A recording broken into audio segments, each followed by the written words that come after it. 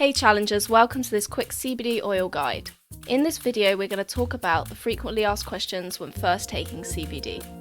Let's get started. How much CBD should I take? There's no exact answer to how much CBD you should take, as everybody's body type is different. But we typically find on average 10 to 20 milligrams of CBD taken once or twice a day is usually the sweet spot for most people. The general recommendation for dosing is to start low, gradually working up to a higher dosage until you have a desired result.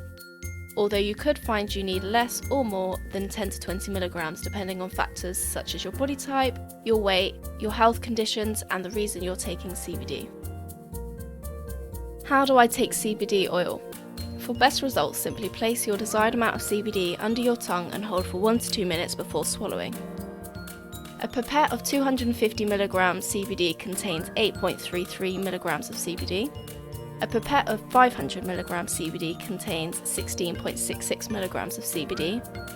And a pipette full of 1000 mg CBD contains 33.33 mg of CBD. You can calculate roughly the right amount of CBD using the measurements on the pipette glass. When should I take CBD oil? For help with improved sleep quality, the general advice is to take a higher dosage of CBD an hour or two before bed. For help with other things such as anxiety, pain relief, or anything else, take CBD as and when needed throughout the day. Feel free to experiment at different times of the day and the amount of CBD you take to see what suits you best. How long until I should see results from CBD? For some people, results are immediate. For others, it may take 1 week to a month to notice anything, so it's important to be patient when starting to take CBD. A lot of people give up too soon or don't have enough experimenting to figure out what dose is appropriate for them.